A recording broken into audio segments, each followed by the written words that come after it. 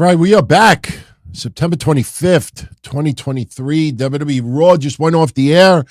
A lot of rinse and repeat, but I tell you, today actually seemed like a much better placement of matches tonight. Main event, kind of pretty much the same. Turned everything into a major clusterfuck at the very end, and that always gets everybody's interest going. I just wonder if that's going to lead to a tag team title match at Fastlane. You have Cody Rhodes and Jey Uso. We have Damian Priest and Finn Balor. Sami Zayn and Kevin Owens just got their rematch and lost. So I'm wondering if this is, with JD McDonough still lingering, you almost kind of think we may end up with a 6-man tag, which honestly is better suited for Raw. But at least we got a couple of matches announced tonight for Fastlane, because going into today, we had a goose egg. And Fastlane is next weekend. Next week are the go-home shows for Fastlane. And as of right now, 3 matches announced, technically 2, but the third one will be made official next week. Another match, I think, will be changed by the time we get to Friday. We'll talk about that in a little bit. I want to welcome everyone to your Raw Post Show for the 25th of September. I am Don Tony. I want to thank everybody for joining me. Just a quick plug for those that are interested, because tomorrow is going to be a pretty busy night. First off, if you are interested, you could join me for the NXT watch party. It is playback.tv/Don Tony Show. It is free. We're going to bring it back again tomorrow. Some have been asking about Friday for SmackDown. Maybe, because, the turnouts have not been as spectacular as we expected, and that's why we haven't been doing Fridays. But Tuesday's been okay. So NXT tomorrow, solid night, as you can see. We'll get into the preview a little bit later. And then after that, my ass is going to be numb tomorrow, because immediately after that watch party, Kev Castle and yours truly will be doing another special episode of the Don Tony and Kevin Castle Show. It'll stream live on Patreon for those that are our Patreons, patreon.com/Don Tony. If you are not a Patreon, no worries. It'll be on DonTony.com on Wednesday, so you could definitely access that. And by the way, for the last 2 weeks, I've been telling everyone, if you really, truly support the shows, download the audio episodes at DonTony.com, because that's what keeps what I do alive. Not only that, it keeps me in the hunt. As far as stats go, when people look to see like, hey, what's some good wrestling shows out there? When my numbers are very divided between YouTube and Patreon and other outlets, and then you got audio and you got video, it's not everything is in one source. And you guys have been delivering the last 2 weeks. How's about that, my friends? Right smack in the middle of Sam Roberts, we see Matt Hardy, Conan, the Snake Pit, Dutch Mantel. Yeah, we are back in the top 40. Love it. Love it. Keep doing it. That helps keep what I do alive. After all these years, competing with a lot of the bullshit that's out there. Did you see that horrible stuff that came out today about Triple H and Stephanie separated and maybe filing for divorce? I didn't even tweet about it, because, it's funny, the people out there that claim they can't stand this clickbait fake shit, but yet they'll always tweet about it because, they want them to be part of the numbers as well. If you really find something disgusting, you do not write about it. You do not tweet it. You do not comment about it on paper. You could talk about it, because it doesn't show up in a search result, but you absolutely will not see that in my notes.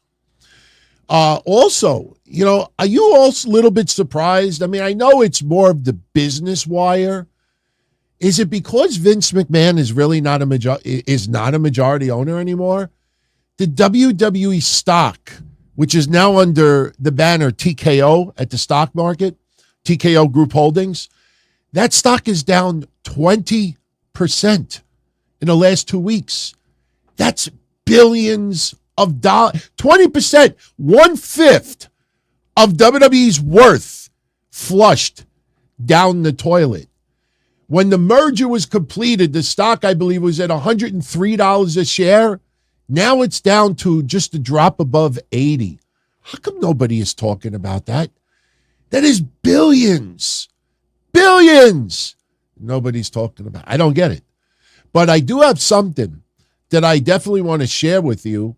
You know, it is big news because with WWE inking the TV deal, bringing SmackDown to the USA Network starting October next year, Raw and likely NXT are pretty much gone from USA Network. It'll be a shocker. And let me tell you why even more. And we've talked about this a little bit over the weekend, but let me tell you right now why there would be a shocker if WWE would keep Raw and NXT on the USA Network. I'll tell you why.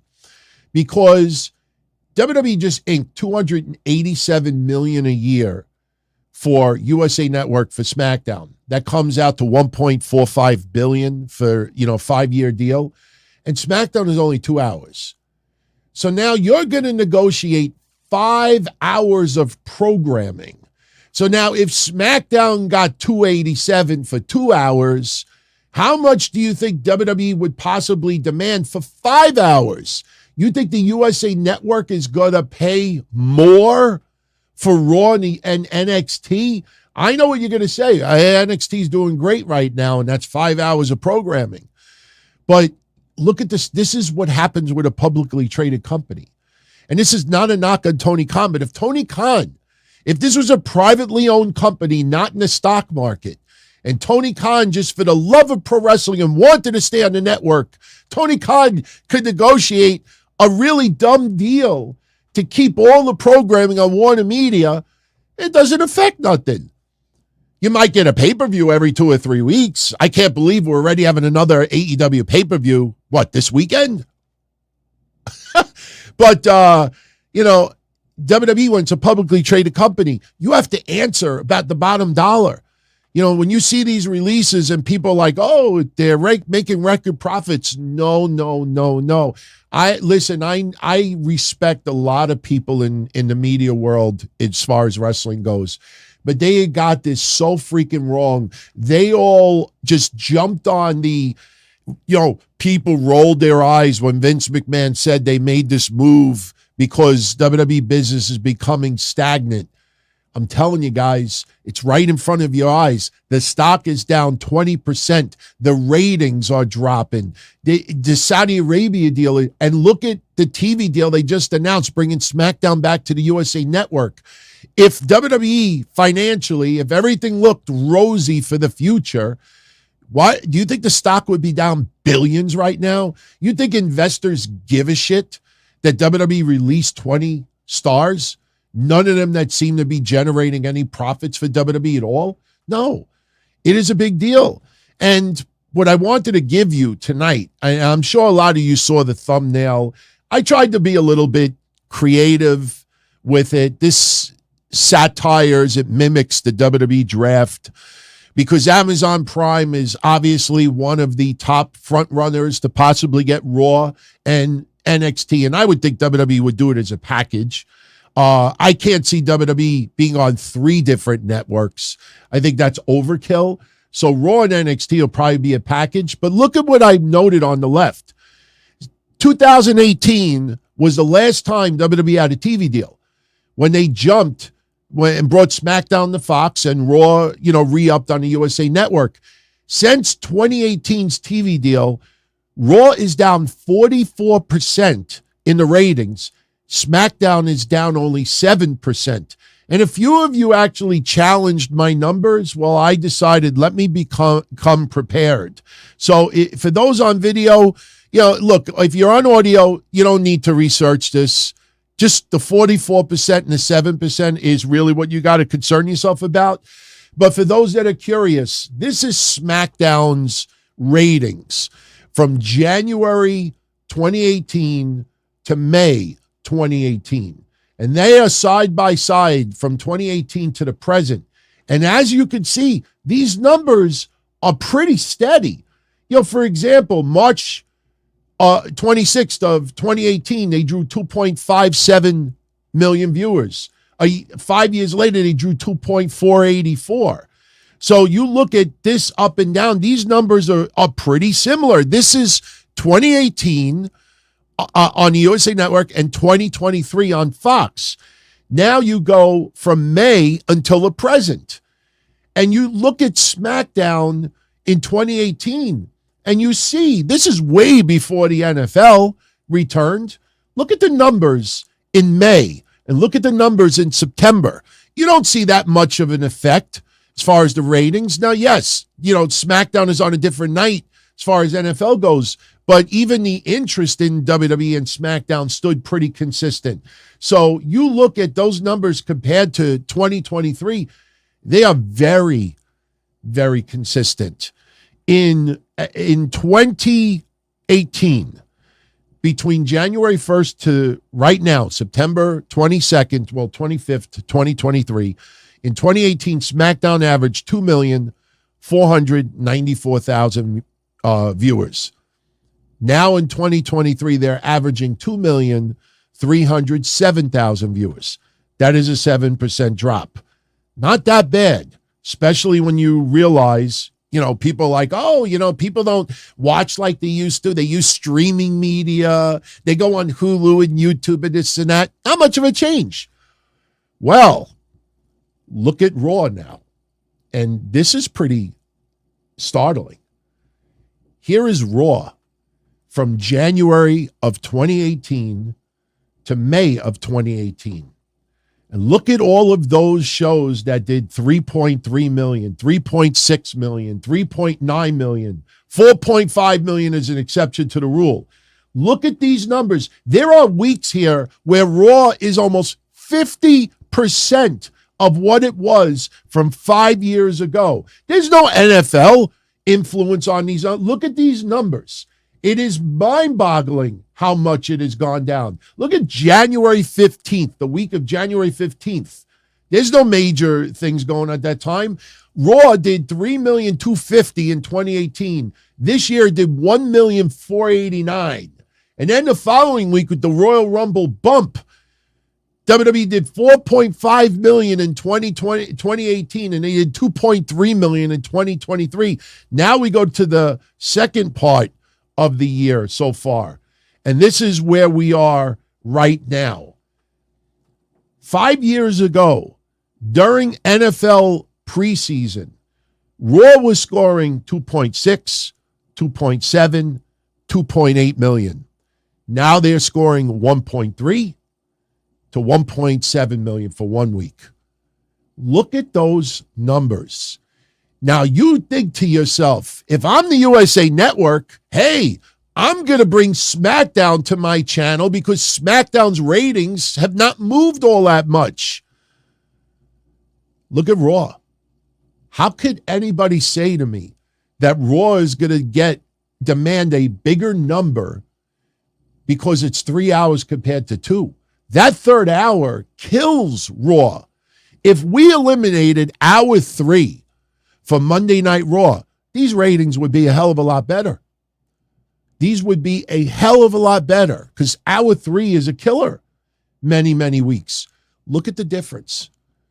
So now when you understand SmackDown going to USA Network, if the USA Network was going to work out a deal with Raw and NXT as well, they would not have issued the press release already about SmackDown. There was no rush to put it out there. They would have just held it. So you got to be concerned because, number one, we don't know where Raw and NXT is headed. And number two, we may not see Raw on Monday nights anymore. That's not clickbait. I don't even have it on my synopsis. As you will not see me write for tonight's show, Raw may move to a different night. I won't do that. But that is definitely something being discussed. For the right price, WWE will move Raw, maybe to Tuesdays. NXT could very well go back to Wednesdays. The Wednesday Night War could return. You know, when NXT's doing 600, 700,000 viewers, 550, 600,000, do you think that they are extremely damaged because they're going up against AEW? They actually did pretty decent, even though AEW won. AEW should win every week. Look at their roster. You know, you think NXT would draw 72,000, whatever, 35 in Wembley? NXT wouldn't do that, even if it is a happening. So NXT shouldn't defeat AEW, but that is definitely something to think about. So I wanted to show it to you because things like this, nobody is really paying attention to, you know, and it's a big deal. It's a real big deal. And let me say one last thing in conclusion. If SmackDown's TV deal caused the stock to go down 16% last week, you imagine what kind of TV deal or the stock will be affected if Raw's TV deal is underwhelming? SmackDown at least has been holding its own. Yes, you got the Bloodline. Yes, you got Roman Reigns. Yes, you got the hottest storyline in the last, decade or two. So over 5 years, Raw has pretty much been steady. And the stock still went down 16%.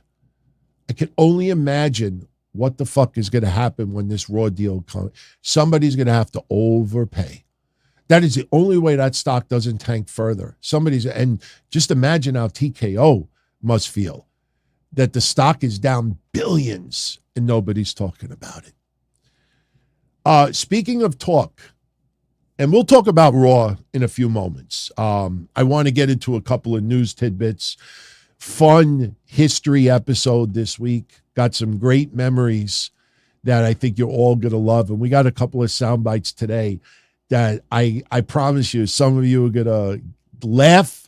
Some of you probably never heard them before. We have a couple of interesting debuts this week in history. In fact, today is actually the 41-year anniversary that Jim Cornette made his managerial debut. I got a soundbite from today, 41 years ago. I'm going to share with you in a little bit. But before we talk about a couple of things, I want to share this one for you because I know you morbid motherfuckers out there with your disdain towards Hulk Hogan, brother, you'll probably get a kick out of this. Hulk Hogan got married over the weekend. His third marriage. Hulk Hogan got married to a woman named Sky Daly. She apparently is a yoga instructor. A few people told me she was a Scientologist. She's 45 years old. Hulk Hogan is 70. Not as big of an age disparagence or age discrepancy that you would think. So Hulk Hogan at his wedding. The reports going around is that the rings cost $500,000. The rings may have cost $500,000, but the wedding ceremony probably cost $5,000. Because Hulk Hogan, before the priest could leave the fucking building, he's got somebody posting on social media this video highlights of his wedding. And I got it. I can't play the audio, but I'm going to show you the video. Now, when you see this video, it's only about a minute long. Some of it's beautiful. Don't get me wrong. But just take notice of all the people who attended. Let's look on the screen. There's Hulk getting ready. There's his wife getting ready. She looks like someone. I can't put my eyes on it. You know what? You know who she looks like? I just realized it. You know who she looks like? Who is that chick? Oh, this is going to sound morbid. Let me freeze it when I find the spot. Who is that chick that, oh my God, brunette, who unfortunately her young little daughter passed away. And the allegations is that she got rid of the daughter so she could go partying. And she ended up being not guilty. This was like 10, 15 years ago. Brunette, younger girl. She used to go out partying. Casey Anthony. She looks like an older Casey Anthony with blonde hair. She looks kind of like Casey Anthony. But anyway, let's continue. Let's see more of the video. So there they are. But I want you to pay attention how many people are in attendance. Okay, watch the ceremony. Watch walking down the aisle. Nick is there. Nick Bolea is there. You will see Nick in a second. Look, there's like one row of people. Look, there's nobody there. There's nobody there. There's like 6 people there. Look at this. You know what that looks like? That looks like the scene in Goodfellas where Joe Pesci got whacked in the basement. Tell me that doesn't look like that's somebody's basement. Look at it's a beautiful video. They're exchanging the vows, and there's 5 people in attendance, and Nick is there, and they are now husband and wife. I say this with the utmost sincerity. Congratulations to Mr. and Mrs. Bolea. There you go. I don't know who they're like posing in front of other than a photographer and like 5 or 6 people. They're like, nobody showed up. That's it. So anyway, and I haven't seen anything with a wedding reception. I don't even know if they did have a wedding reception. Did we hear any reports of people getting drunk and acting stupid? No, I don't think so. Brooke Hogan was not there. Brooke was not there. And honestly, I don't think anybody outside of maybe some media like TMZ gave a shit about it. But for some reason, Brooke Hogan thought that this was a major news story that she needed to address. So Brooke Hogan put a statement out there as to why she did not attend her father's wedding. And she says, and I quote, "As many of you know, I value my privacy, but unfortunately, a lot of media outlets are making assumptions as to why I did not attend my father's 3rd wedding." Now, listen to that wording. Any of you out there, if any of your parents remarried, would you actually like throw the number out there? But anyway, she continues to say, "Instead of leaving it to speculation, I decided to better shut it down here.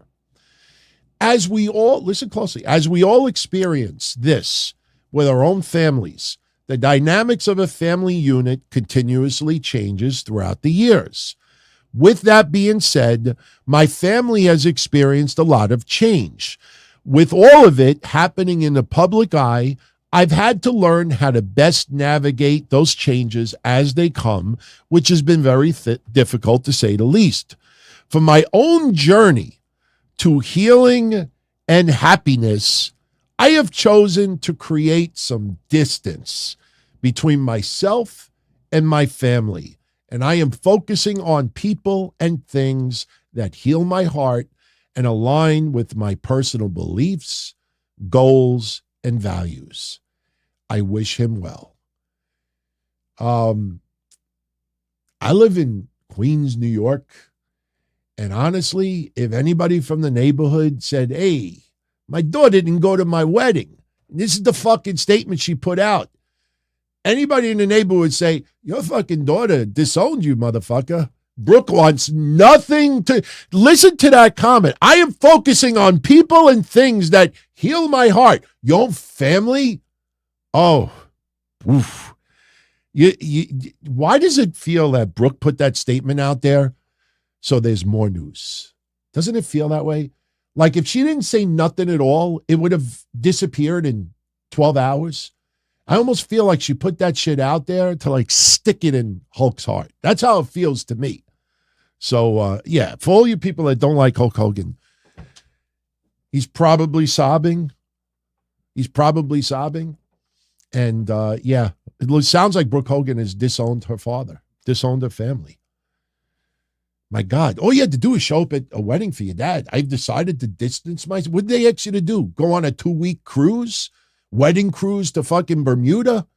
That you had to be stuck on a ship with them for 2 weeks? You didn't fly to Florida. You do the ceremony, you fly back home. All right. If you are interested, there is a pretty good article out there with Mandy Rose. Yes, eye candy photo alert. She is on TMZ, and she's talking about her move to OnlyFans.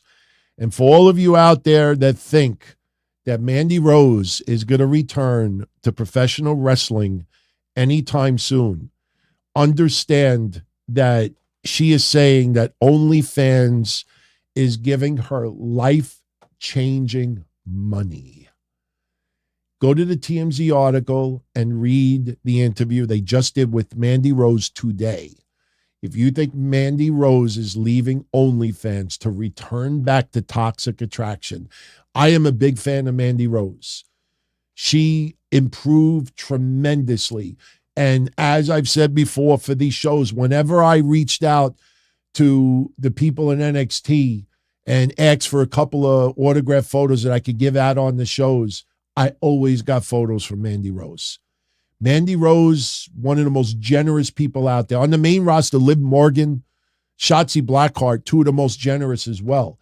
But if you read that interview, unless TKO is willing to let her continue her OnlyFans and have a WWE/NXT career, she ain't returning.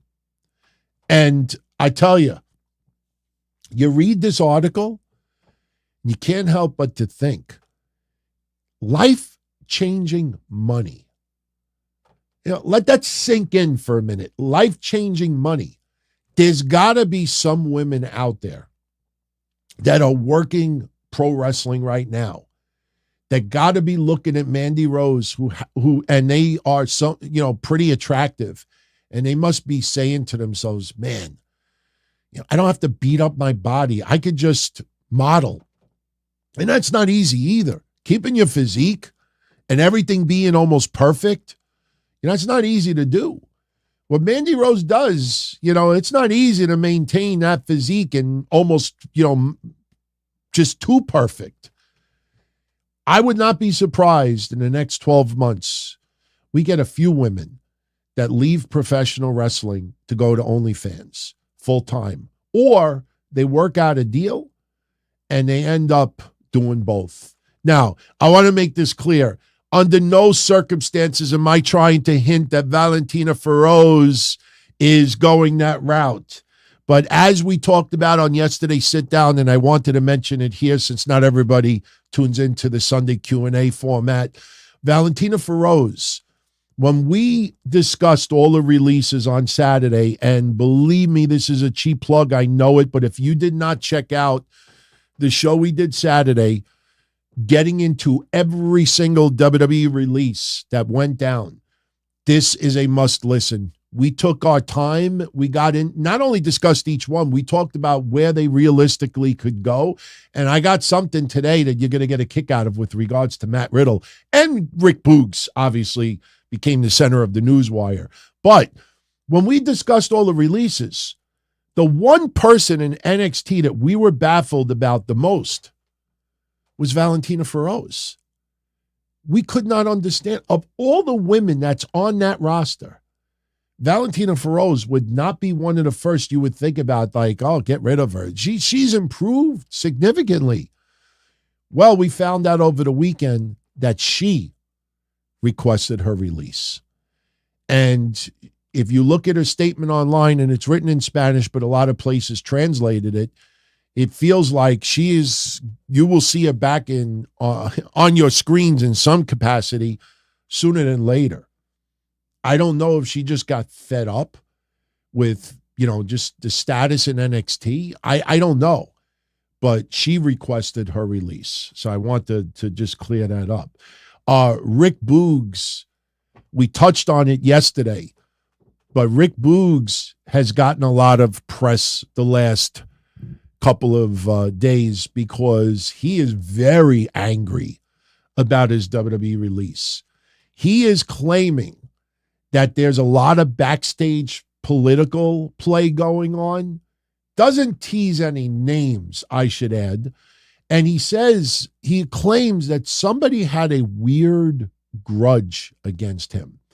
Now, as far as I know, Rick Boogs has a 90-day no-compete. He's getting paid for the next 90 days.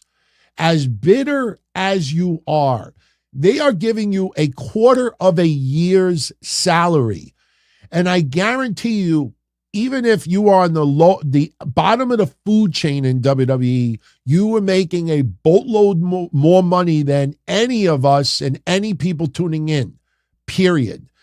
You know, you're getting paid for the next 90 days. In my honest, and listen, if anybody checks out Saturday's show, I gave nothing but praise to Rick Boogs. The reason why I feel he was let go was more of the injury bug, because remember, his injuries were not just, what you saw on TV 2 years ago. It goes well beyond that. But if I was him, I would just honestly just shut the fuck up. You got 90 days of pay. Wait to the 90 days and then shit on WWE all you want. But he claims that somebody had a weird grudge against him backstage. He also said that Vince McMahon stepping down from WWE Creative in 2022 killed his career. And listen, again, Saturday, I gave praise. I enjoyed Rick Boogs on TV. But with all due respect, I go back to before Vince stepped down, when he actually could still work. And his biggest claim to fame on TV was playing a guitar and going, Shinsuke Nakamura! You didn't do shit outside of that to suddenly, what were you going to do? Play guitar for the rest of your, look at Elias. I mean, just killed his career. That's what you thought your career was? To go, what are you fucking he looks like Van Hammer fucked. Well, no, we're not going to go there. Seriously, I don't, he's bitter. But that guy was in WWE for a long time. I mean, take chicken shit and turn it into chicken salad. Showed him up. Don't make other companies feel like this guy's an asshole. Because I don't think Rick Boogs is an asshole. From what I have been told over a couple of years, he's a very likable, funny guy. Really, really bitter bitch. I don't get it. But I figured I'd share because a lot of you wanted me to talk about that. So got one more that is definitely worth bringing up. Listen, we love Uncle Dave. I support him. Still subscribe. Always have been appreciative of what he had done for me with some causes in the past. I don't agree with all of Dave's views. Sometimes he's on point. Sometimes he's wrong. And sometimes he is flat out fucking stupid.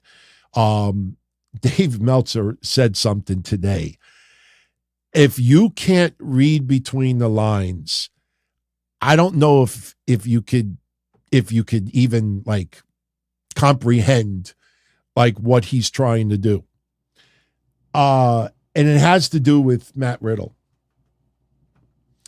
Dave Meltzer went on his Observer Radio today and made the claim that no one in WWE management has anything bad to say about Matt Riddle, but he was comparing it to CM Punk. And in fact, I hate doing this live on the show, but I have to pull it up so you all could hear read the exact quote of what he said. All I got to do is just put Meltzer, Riddle, WWE, because I know that okay, here we go. Dave Meltzer, let's put today, put news. Okay, backstage. Okay, yeah, okay, here it is. Let me pull this up. Give me 1 second. I should have had this queued up, but let's just put Meltzer and Riddle. Here we go. Hey, this is the exact quote. I had to give you the exact quote. Quote, there's a lot of people with bad feelings in management about CM Punk within the WWE, but there's nobody in management with a bad feeling about Matt Riddle. Let that sink in for a minute. You had everybody in the media world claiming that Matt Riddle was let go because he is a problem. He is a public relations nightmare. And I do agree with a little of that. He's definitely hasn't helped his cause sometimes. I will admit that. But let that quote sink in. There are a lot of people within WWE management that has bad feelings for CM Punk, but there's nobody in WWE management with a bad feeling about Matt Riddle. My friends, we ain't fucking stupid. Doesn't that kind of sound like, since you waited until Matt Riddle to get I didn't hear him say that when Matt Riddle was off TV for a lot of personal issues early in the year. I don't remember him saying that when Matt Riddle first revealed that he was released. It was brought out today. Does that, am I wrong? Did I smoke some babanya? Did somebody slip something in my food that I didn't realize?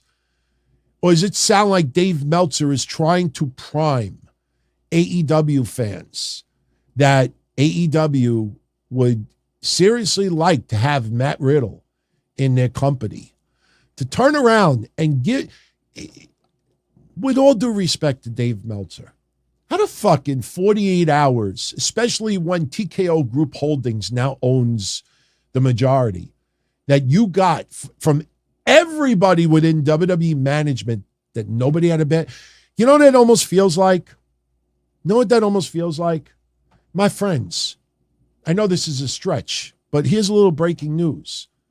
Nobody in WWE management, nobody in New Japan management dislikes me. Nobody in AEW management dislikes me. They don't fucking know me. Like, if nobody, I know that's an exaggeration, but my point is, if certain people, you think Vince McMahon, through a janitor, through Bruce Pritchard, through Buckteeth Dunn and others, you think Vince, through those people, gave to Dave Meltzer, I got no problem with Matt Riddle. I mean, that sounds like he is priming AEW fans to start getting used to that Matt Riddle's good. He's likable. WWE management, nobody had a problem with him. No, not at all. That certainly feels like it's trying to warm, because listen, on the surface, you know, if you jaywalked for a lot of AEW fans, you are not welcome in AEW, brother. You could fucking get a parking ticket. You're not allowed in AEW. There's a lot of people that don't like Matt Riddle. And this, why would you even compare Matt Riddle and WWE management to CM Punk? Explain that one to me. Explain it to me. Nobody will. But I just figured I'd throw that out there. Psycho believes Riddle will be back in the WWE. Yeah, I believe that. Just not right now. And there's, you know, again, there's a lot of things going on. And trust me, I will get some information from you. I already know a little bit, but there's certain things you don't put out there because it's personal. But I will tell you part of it. Matt Riddle is about to have a kid in about less than 3 months. And right now he's focused more on having a family. His kid's going to be born before his 90-day no-compete is up. So right now it's about getting your shit in order. And then what happens next year? You know, the people that are claiming that MMA is interested in that, suddenly they got all these connections in MMA. And MMA is like saying, like, baseball would be interested in bringing back blah, blah, blah, blah, blah. You know, name some fucking promotions, journalists. Matt Riddle is garnishing interest in MMA. Who? MMA is not a promotion. MMA is a form of sport. It's just like some of the goofs out there that actually said that TKO wants WrestleMania next year to be, I can't remember the words, but it was a word that The Rock used when he talked to Pat McAfee 2 weeks ago. They literally copied right out of The Rock's mouth the words and claimed that their sources told them that TKO Group Holdings. Honestly, I think Dana White and TKO looks at all of these wrestling journalists with all due respect and probably says, look at these fucking, and I mean, that's what I think that they say. You think they respect anybody out there? Let's see any of TKO do interviews with these wrestling journalists. Let's see that. Seriously. All right. Shut up, Miz. Shut up, Miz. Raw tonight. My friends, please, if anybody in WWE management Here's my request. It's not in my bucket list. It's not a dying wish, but if WWE saw the reaction from the fans today, please put Dragon Lee and Dominik Mysterio as a rematch for NXT No Mercy. I know most of us were looking forward to Mustafa Ali versus Dominik Mysterio, but oh my God, I know a lot of you are not high yet on Dominik Mysterio. But he and Dragon Lee, honestly, my friends, seriously, if that was an AEW Dynamite match tonight, if he had 2 or 3 more matches like that, he get the PWI El Hijo del Viqueño orgasm. Dragon Lee, is just, we already knew because we watch him in NXT. The only reason why you don't get that kind of match out of Dragon Lee that often in NXT, and this is no shot on anybody on the NXT roster, it's common sense. The reason why you don't get that kind of match from Dragon Lee on that level like you saw tonight on Raw is because a lot of people that he wrestles in NXT are still growing. They're still learning their trade. Dragon Lee is not Ray Phoenix through Wish. Like, hey, I want to order Ray Phoenix, and you order Ray Phoenix on Wish, and you get Dragon Lee. Dragon Lee is the brother of Roosh. And Dragon Lee is legit. That guy is a badass motherfucker. And everybody tonight, that crowd, and I'm not saying it because Raw just ended. I will say it tomorrow. I will say it a month from now. And I will say it a year from now, and unless someone else comes along and changes my mind. Of all the NXT guest appearances who got a shot on Raw or SmackDown for even one night, whether it's Braun Breaker or Carmelo Hayes or Roxanne Perez or whoever you want to bring up, Dragon Lee blew them all out of the water. The match he had with Dominik Mysterio today, for Raw purposes, probably top 5 for match of the year. If they would have gone 5 more minutes, and I know that may not sound like a lot, but if they would have gone 5 more minutes, I don't think people would have stopped talking about it. That's how good this match was today. I'm not going to lie. I got this one shot. Just picture him literally jumping up and diving over the top rope and giving a Hurricane Rana to Dominik Mysterio to the outside of the floor. What I loved about this match, not just the in-ring quality, but what I loved about that match was that the crowd was into it. One thing I realized tonight, and this might sound bonkers to a lot of people, or it may make complete sense to all of you out there. Tonight's match with Dominik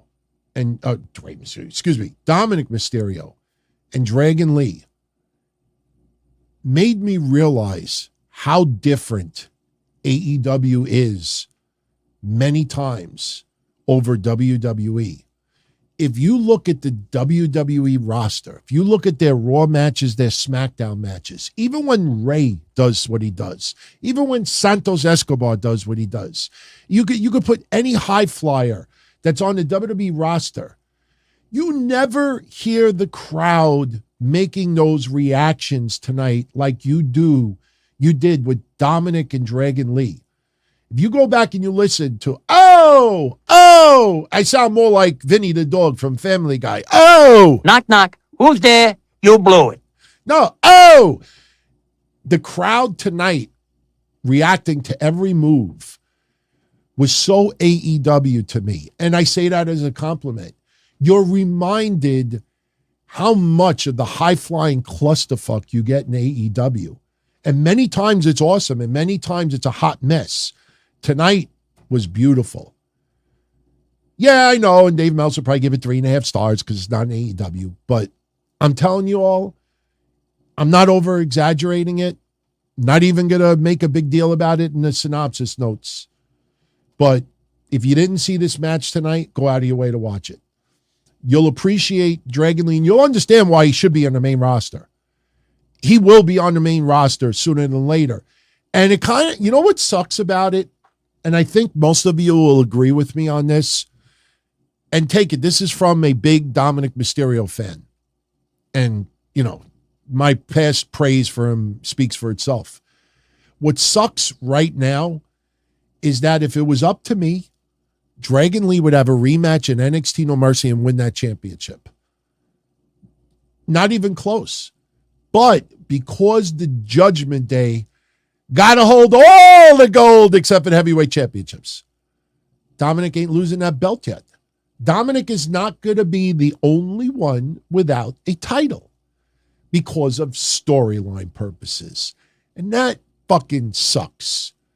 Because we had that for 2+ years with Roman Reigns before they decided to create a World Heavyweight Championship that Seth Rollins holds. And Seth Rollins has done a tremendous job with it, but it's kind of been put out there as to cover up that they're holding. Listen, Roman Reigns suddenly didn't become lazy, everyone. People are comparing it to Brock Lesnar right now. You and I have been saying this for a year. We saw this a mile away, that WWE was going to start using Roman Reigns like Brock Lesnar, not because Roman is broken down and beaten down and no, it's because they want to hold their shots. They want to hold it in the bag. They want to keep as many bullets as they can in the pocket. So they don't want to blow their load. Plus, they're exposing right now, they'd had nothing outside of the bloodline storyline. When Paul Heyman made that remark, which Cody Rhodes brought up tonight, that we're just at the bottom of the third inning, as much as we all love the bloodline storyline, you and I even said, the fuck is Paul Heyman talking about? Bottom of the third inning. We're going to get 5 more years of this? I know, I'm exaggerating, but bottom of the third inning. I mean, what I truly believe, my friends, is that a year ago, remember, it was going to be Roman versus The Rock a year ago. Cody, obviously, returning, that derailed it. But you know what that tells you? The WWE originally did not have long-term plans for the Bloodline storyline. The Bloodline storyline, Sami Zayn joined the Bloodline almost a year to today. It's pretty much the 1-year anniversary of Sami Zayn joining the Bloodline. Remember when he held the shirt and he had that lovable, goofy face on his face when he had the shirt? A year and a half ago, they obviously had this Bloodline storyline. They never in their wildest dreams ever thought that it would take off the way it did. And what was happening was they were doing what you and I said even before a year earlier. Remember Clash at the Castle? And, we knew Drew McIntyre was going to take on Roman. But they had to milk it 3 or 4 extra weeks. Oh, Sheamus shows up. I deserve the match. Drew and Sheamus are going to have the match. And I can't have the match. I have COVID. Or whatever Sheamus' excuse was. And it got postponed for an extra week. And you're like, why did it postpone for an extra week? And then they had the match. And then Drew won anyway. And then you realize, oh, they just added an extra. What do you think they did with Jey Uso on the Judgment Day, joining the Judgment Day storyline? As much as we enjoy Jey Uso right now, Jey Uso, most of us have been saying Jey Uso was the MVP of the Bloodline storyline. Every person in the Bloodline was tremendous. Jimmy Uso was great. Roman Reigns was great. Paul Heyman, Solo Sikoa was great in his role. But Jey Uso was the one with his facial features and the reaction. Everything he did felt real. So we all enjoyed Jey Uso. But I got to say it. And honestly, I only took 2 or 3 screenshots from tonight's show. And one of them was this. Please stop with this Cody Rhodes brought Jey Uso to Raw storyline. Jey Uso did not murder anybody's family. Jey Uso did not run over your dog. Jey Uso did not fucking, cheat on, with one of your spouses. This whole roster with this animosity and Cody Rhodes' obsession with Jey Uso, you didn't bring a homeless, abused pet to your house like we talked about yesterday. Wash them, fed him, cleaned him, brought him to the vet, videoed everything so you could feel proud of yourself, and then show, look, everybody, I brought Jay here.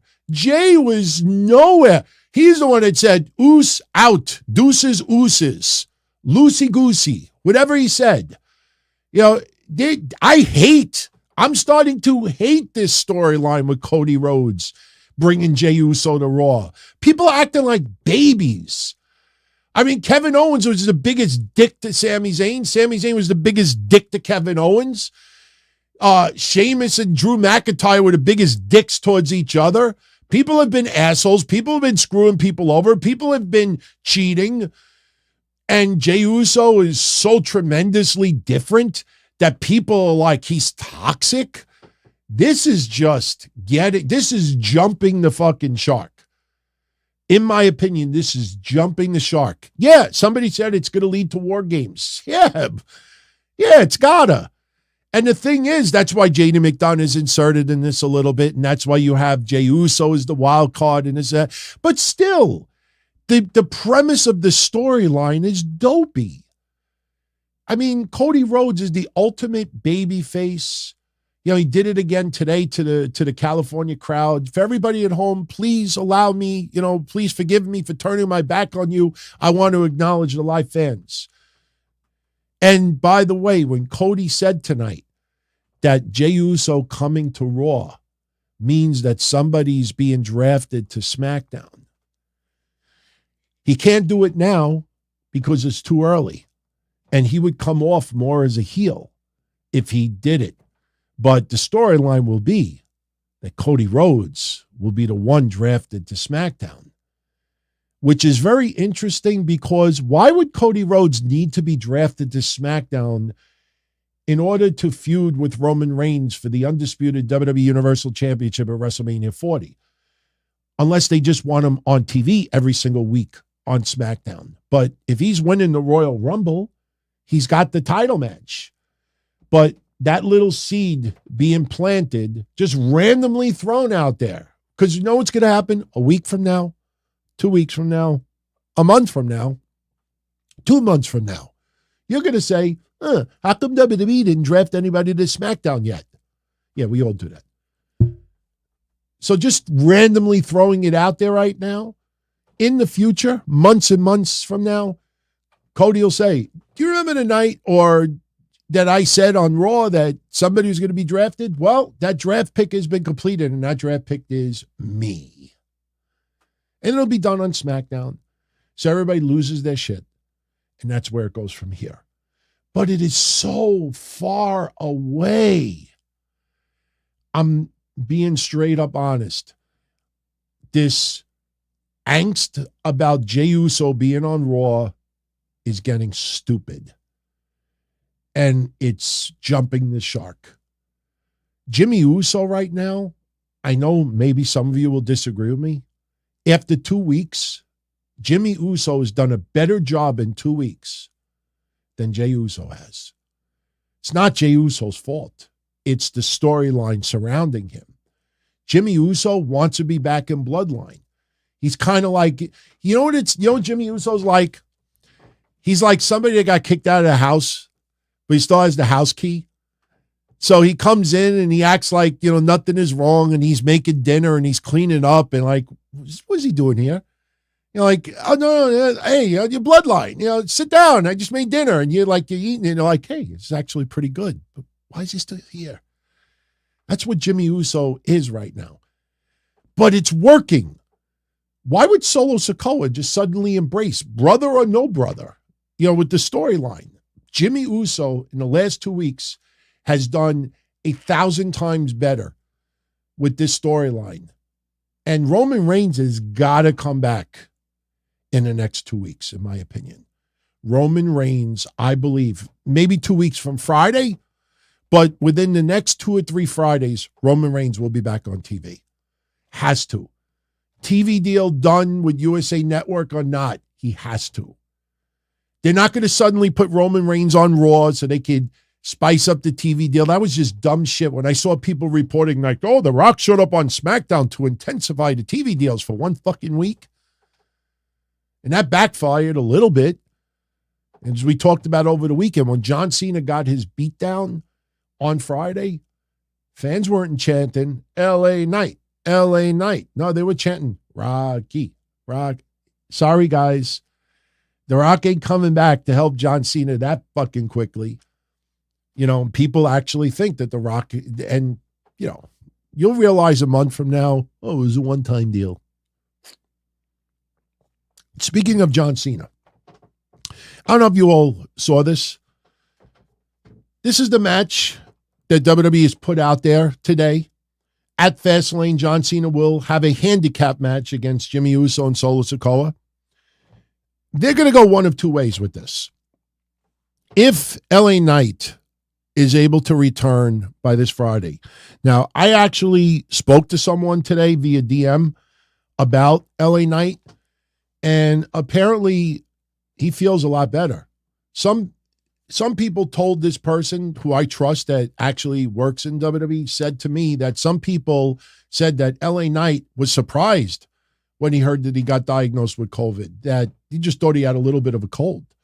Like, and I'm sure a lot of you out there these days, compared to 3+ years ago, you'll know some people that get tested positive. Like, I didn't even realize I had it. You know, like some people get it.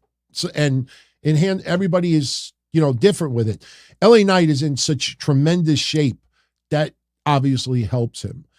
But if he is good enough to go Friday, he doesn't even have to have a match Friday. But if he is well enough that he could show up Friday, he could show up and sign the contract. And LA Knight will be put in the match at Fastlane. Or what they can do is, if LA Knight is not ready to return Friday, or if they really want to milk this, they could have the match go into Fastlane with John Cena in a handicap match against Solo and Jimmy Uso. And then at Fastlane, we get the LA Knight surprise. AJ Styles, they pretty much wrote him off TV. Being taken out the way he did, neck brace, stretcher, ambulance, to show up the following Friday that he is back for revenge. Honestly, I think they're going to treat AJ Styles like they treated Ricochet tonight on Raw. If you didn't see Raw tonight, Ricochet came out on crutches, selling the injury that Shinsuke Nakamura gave him, smashing his knee in the ring post with a chair last week. And now Ricochet is out. And they are basically preparing the future of Shinsuke Nakamura. That once Ricochet is ready to return, he has unfinished business with Shinsuke Nakamura. So that keeps Ricochet in the back rearview mirror for Shinsuke Nakamura. And that's probably the way he'll go with that. But as of right now, they're advertising it as a handicap match. The rumor of Randy Orton is a long shot. And honestly, if Fastlane was taking place in Saudi Arabia or India, I would say yes, because it's more of a spectacle. I could see the possibility of Cena and Orton to please, $100 million. $100 million, the amount of money that they get from Saudi Arabia, I don't think people sometimes think about how many events they got to do to equal one event in Saudi Arabia. You get that kind of money, you walk to Saudi Arabia. So that I could see. But for Fastlane, you're not doing that. You're not doing that. It's not happening. So, all right. We've gone an hour already. Let's start filling in the blanks a little bit with tonight's Raw. By the way, as I said earlier, this week in wrestling history, couple of little plugs if you're interested. Here is some photo highlights. As I said earlier, Jim Cornette made his managerial debut 41 years ago today, and his first ever client that he managed was Sensational Sherry. And yes, this week in history, This Is Your Life, The Rock took place. What did it score? 8.1 rating or 8.4? It scored an insane number. And if any of you out there, if you want to hear a clip of Jim Cornette, I'll only play like 15, 20 seconds of it. But, you can't expect him to be polished, in his managerial debut. But, this was 41 years ago today, and this is what Jim Cornette sounded like when he first debuted. To go with our opening bout in just a moment, but we wanted to bring you up to date as we had introduced some time ago. You folks to Jimmy Cornette, who was interested in getting into the wrestling business as a manager. Jimmy, we've had a couple of rough sessions out here. Hopefully today we won't have a repeat of any. Well, Lance, today we're not going to have a repeat of anything that I've had before. We're going to have some success today because I am so happy. What have I been coming out here and telling you that I was going to do? You are looking for talent. Don't interrupt me. I have been coming out here and I've been telling you. And if these people would be quiet, you're not even going to upset me today. I'm happy because I've been telling you that I wanted champions. And today I have not one, but 2 champions, Lance. Do you understand that? And I'm happy about it. That I have signed up, and I would like to introduce one of them right now. And I'm going to bring her out. One half of the North American Tag Team Champions, Miss Sherry Martel. And she is lovely, isn't she, Lance? Come on over. Indeed. And now you... Yes. Sherry Martel and the reason Jimmy Cornette. That the other half of the North American Tag Team Champions Ladies Division is not here today, besides the fact that these people couldn't take 2 girls this good looking in one place, is because she had to go to the hairdresser. But I assure you, she will be joining us shortly. And Lance... All right. You can go on YouTube. You can watch the whole video segment. Also this week in history, Steve Austin drove the Zamboni Express, the Zamboni. Ronnie Garvin won the NWA Championship. Vince McMahon getting caught by The Undertaker and King, giving him the middle finger behind their back. CM Punk made his OVW debut today. Well, I think it happened today, but it was this week in wrestling history. And if you're curious, when they actually, OVW was the farm system for WWE. And back when he debuted in OVW, they actually name dropped Ring of Honor. And you actually hear that they brought up Ace Steel as well. Now, I'm not going to play the match, but if you just want to hear the opening introductions for CM Punk, this is how CM Punk was introduced to OVW, which obviously led to his WWE debut. And I'll say one other thing. Actually, tomorrow, the 26th of September, is the anniversary. Drew McIntyre signed with WWE. Drew McIntyre debuted in OVW the 26th of September back in 2007. Drew McIntyre, you know how long he stood in OVW before he came to the main roster? 2 weeks. The middle of October, Vince McMahon brought out the Chosen One. So if you want to revisit that, you can check out This Week in History. But Drew McIntyre was in OVW about 2 weeks before he was introduced to the main roster. But if you want to hear CM Punk and how he was introduced to OVW and the WWE farm system at that time, this is how this went down. Has made his way out to the square circle. Let's go to the ring for the announcement. Introducing first from Asbury Park, New Jersey, Danny Inferno. Oh, Danny Inferno. Blast from the past, Danny Inferno. And his opponent. Danny Inferno, not somebody to mess with. A lot of people don't realize this 28-year-old has already been wrestling professionally for 15 years. And you hear the crowd response to CM Punk. Young man from the Windy City, Chicago, Illinois. Right. I've heard a lot about this young man. Well, I know a lot about him. I'll tell you, Punk was trained by Ace Steel to steal the money. And some of the things that Punk is known for was an incredible feud that he had with Raven. The infamous Raven, that feud put Punk on the map. But Punk's actions, as deplorable as they were so bad they brought the veteran Ricky Steamboat back out of retirement. His opponent from Chicago, Illinois, CM Punk. Think about it, Dean. How bad do you have to be to bring another man out of retirement to be willing to teach you a lesson? All right, we'll leave it that. By the way, Ricky Steamboat coming out of retirement. Gee, where did I hear that recently? Okay, we continue.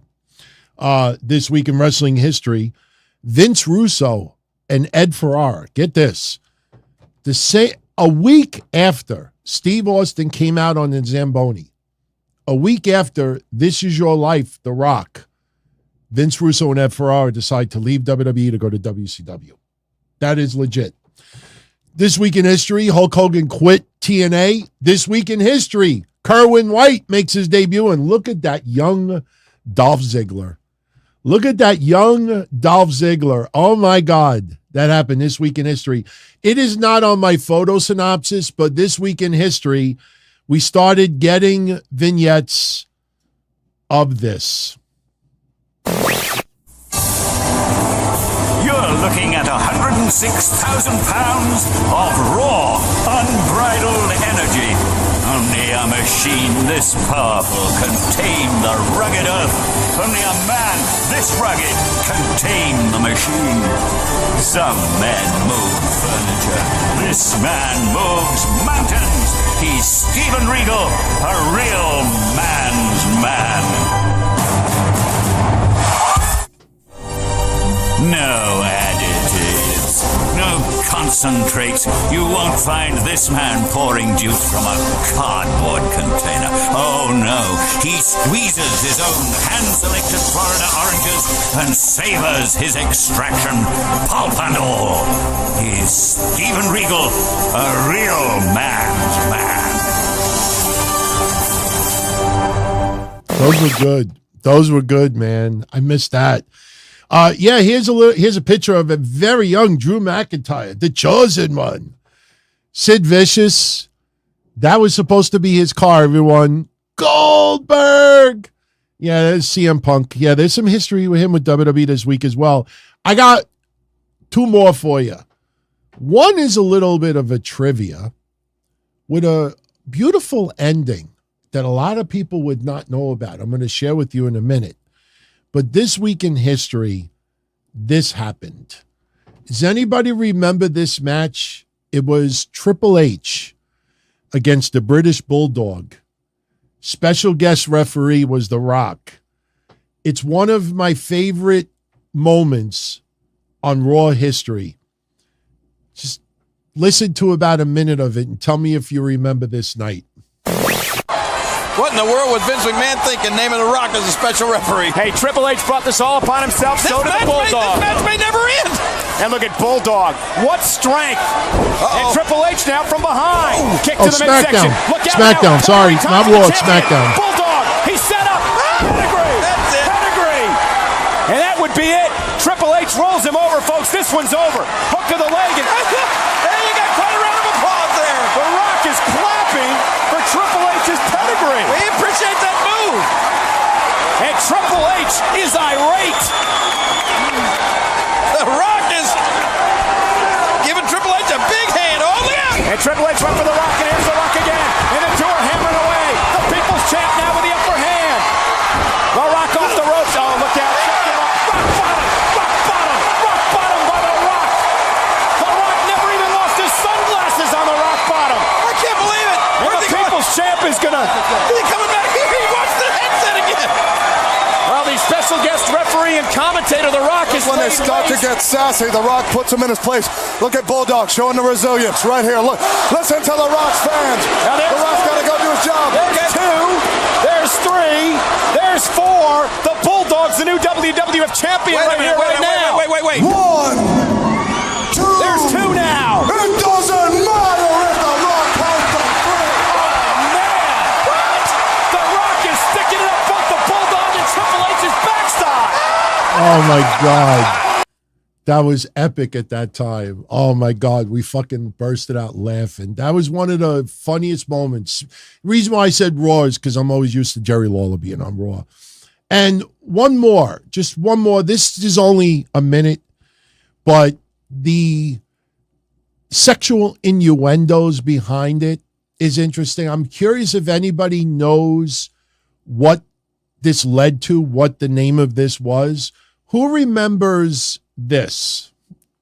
Val, I know what you've got in your pants, and I want it. What? No. Hey. That's a pretty good line. Wait, let me make that a little bit clearer. I know what you got in your pants, and damn it, I need it. Wait a minute here. He's going to have to get in line, actually. Oh, so now you're going to be shy. I'll tell you what I'll do. I will turn my back, just whip it out and give it to me. Holy mackerel! This is your life, Mick Foley. Mick, turn back around and look at me. Hey, he's already got 2 girls back there doing that. The Big Balboski never swings that way. But let me describe it for you, okay? It's about this long. What? How does he know? It's white. White? And it's got a big, beautiful head on it. Wait a minute. And I'll tell you what, damn it. Either you reach into your pants, you whip it out, and you place it in my hand. Mick, this is network TV. Oh, so help me. I'll reach into your pants, I'll whip it out, and I'll stick it in your damn mouth. What? Whoa, Mick. Whoa. Yeah. Shout out to Gordon Post. He was the first one to put it out there. Mr. Rocco. Not Mr. Sacco, but Mr. Rocco. And, you know, for those out there who used to make fun of that, there's a little beautiful story behind Mr. Rocco. I don't know if a lot of you are aware of this, but this was a tweet that Mick Foley put out a couple of years ago, not that long ago. And there was a wrestling fan in Staten Island who passed away from muscular dystrophy, was a huge fan of WWE and Mick Foley. And this fan who died, young fan as well, was buried with the jacket that Mick Foley was wearing in this photo, and Rocco was buried with him as well. I'm telling you, there's a lot of little things that, you know, you never hear about with Mick Foley. Yes, he tweeted this, but, you know, how many of you remember a couple of years ago any websites reporting about this? I know we brought it up briefly, but it's not something that I'm sure most of you were even aware of. So I just figured I'd share it. I think it was definitely worth it. But, you know, anybody that's a little older or maybe you used to watch like Three's Company shows or reruns, that skit was very Three's Company-ish, if you remember that show. But, okay. Let's start wrapping this up a little bit. We got to talk about ratings as well. We got some very interesting ratings news this week, but let's talk briefly about Raw tonight. Raw opens up the show with Cody Rhodes, and again, can't stop talking about Jey Uso. I know 2 weeks in a row Dominik interrupted him, but he says the arrival of Jey Uso meant that someone is getting drafted to SmackDown, as we said earlier. It also meant that it was going to be a disgruntled locker room, but he said, you know, some people thought that Jey Uso should have been allowed to just sink, you know, just be done. But that wasn't Cody Rhodes. Cody's not the best of friends with Jey Uso. And if people want to think of other reasons why Cody brought him to Raw, so be it. But he said, we're not in the bottom of the third inning anymore. So that's a little dig to Paul Heyman's comment. That obviously is a dig, you know, reminding people of the seed planted that Cody Rhodes still wants Roman Reigns, even though the words Roman Reigns don't get out of Cody Rhodes' mouth much anymore. Cody starts bringing up that the Judgment Day is the most toxic faction ever. Toxic? I think a lot of us love the Judgment Day faction. We just don't love it being shoved down our throats with the same format week in and week out and week in and week out. But Cody calls them the most toxic faction ever. This brings the Judgment Day out there. And just to piss people off even more, When Dominik is about to talk, they turn the amplitude for the fans' crowd noise up tenfold. This time it was so loud you couldn't even hear Dominik talk. Soon you're just going to hear, I have crowd boo sound noise, but I'm going to save it for tonight. But they just intentionally amped it all the way up so you couldn't even hear Dominik talk. Finn Balor, Damian Priest, they don't appreciate Cody getting involved in their business. And Cody Rhodes says the Judgment Day isn't a real family. Dominik had a real family, and they can't even stand him. And Cody Rhodes says, you know, everybody in Judgment Day is putting their titles on the line tonight. You know, how would Mami feel? How would Mami feel if they end up leaving tonight empty-handed? So obviously this triggers Dominik. They all want to beat the crap out of Cody, and then we get the rinse and repeat. This time around, they all get on the apron, and before they could beat on Cody Rhodes, here is Jey Uso trying to make the save after what happened last week. So Jey Uso hits the ring, but Judgment Day realizes, hey, it's still 3-on-2. So they climb the apron again, and they're about to beat down Cody and Jey. Kevin Owens and Sami Zayn jump the guardrail, and they get in the ring. So now it's 4-on-3. Judgment Day retreats, goes up the rampway. Here comes JD McDonough with a chair. He's got 2 chairs, gives one to Finn Balor. He nods to Finn Balor, let's go take care of business. And Damian Priest is like, don't do it. Don't do it. They hit the ring. They get beat down. So now Dominik is getting his ass handed to him. JD McDonough is getting his ass handed to him. And now Damian Priest is forced to go make the save. Finn Balor is already laid out. JD McDonough is laid out. Dominik Mysterio is laid out. Damian Priest ends up being surrounded by Cody, Jey, Kevin Owens, and Sami Zayn. And he ends up eating a super kick from Jey Uso, a chair shot from Cody Rhodes, and Damian Priest gets out of Dodge. Damian Priest is pissed the fuck off. Later on, he's in the back with Finn, Dominik, and JD McDonough, and he's reading the riot act to JD McDonough. You're not in Judgment Day. Get out of here. Nobody wants you here. That would come back into play for the main event tonight. But just keep that on your brain. Bronson Reed. This was the Battle of the Titans. It was fun while it lasted. That is the tale of the tape. Very, very even. When you see this, now obviously they're intentionally, I'm putting some numbers similar. They're both not exactly 330 pounds. They both don't bench press exactly 600 pounds. Their chest area, I think, is a little bit off. Otis having a bigger neck, possibly.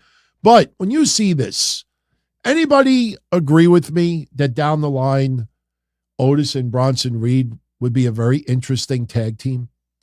Not necessarily like Earthquake and Typhoon, but I actually would be interested in seeing them as a tag team in the future. But they put on a 4-minute match today. It was a fun match, but it was your typical Otis match, getting some offense, Bronson getting a little bit of his offense, a lot of battle of the giants, a lot of, hitting each other, nobody moves, a lot of power moves.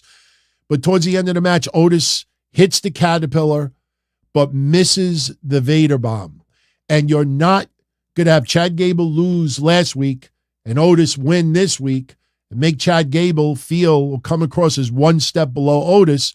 So when Otis misses the Vader bomb, here comes Bronson Reed with the senton and the tsunami. 1, 2, it doesn't matter. No, 1, 2, 3. Bronson Reed gets the win.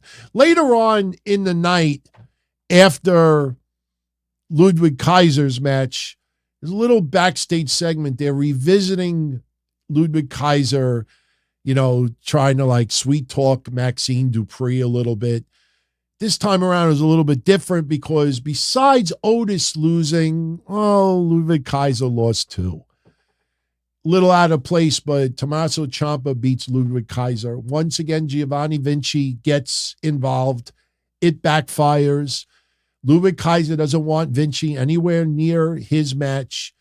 He takes his eye off the ball. Ciampa defeats Ludwig Kaiser. Ciampa is going to get a title shot against Gunther. Should be at Fastlane. Hopefully it's not the night after or the Raw after Fastlane. It should be Fastlane, even though they did not say that tonight. So there's always that possibility it doesn't happen here. But Fastlane, it seems underwhelming, even with 2 matches announced besides.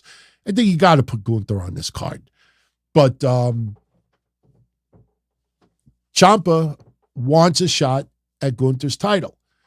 And later on in the night, Gunther is reading the riot act to Vinci, but he's also reading the riot act to Kaiser. Kaiser's actually, I tell you, I didn't take a screenshot tonight, but if you look at Ludwig Kaiser standing next to Gunther, you know, the right camera shot, Kaiser looks taller than Gunther. Gunther has that deceivingly looking height, like Rhea Ripley. Like a lot of people think Rhea Ripley is extremely tall. And Rhea Ripley is not. I think Rhea Ripley's, 5'7"? So Gunther, if you see him standing next to Kaiser, take note next time. They are very, very close in height. Very close. Kaiser, when he stands on an angle, he is built. I mean, he's got the look. But Gunther is so angry at Vinci and Kaiser, he wants to take care of Tommaso Ciampa all by himself, which is going to be great because when that match goes down, if we do not have the interference from Imperium, that could top what we saw at NXT Stand and Deliver a couple of years ago. But Ciampa gets a win tonight. Kaiser gets the loss. We had a couple of segments tonight with Tegan Nox. And as we talked about on Saturday, that was just awful. The reports going around that she was released. It was not true. And tonight, they kind of made up for it a little bit. Tegan Nox was supposed to face Becky Lynch last week. You and I talked about it last Monday. The reason why the match was changed is because if Tegan Nox would have came out just as a random person and challenged Becky Lynch, it would have gotten no reaction, almost no reaction.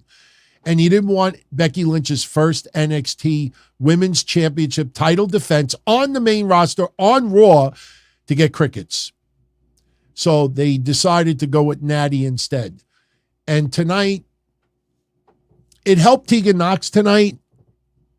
Natty, oof. I like Natty, but that was kind of brutal tonight. It was kind of brutal. Tegan Nox is in the back. Becky Lynch is polishing her belt. Tegan Nox shows up. And Becky Lynch looks at Tegan Nox and she says, you know, I put out an open challenge last week and I saw you by the curtain. Why didn't you come out? And Tegan Nox, the storyline is, well, Natty was there too. And because Natty is a veteran, I let her have the match. And Becky is giving some words of inspiration to Tegan Nox. You know, you got to be hungry. You got to go for this. You got to go for that. So Tegan Nox, you know, says, Becky, I know you have a championship match this weekend against Tiffany Stratton in NXT No Mercy. If you beat her, I would love the opportunity to face you.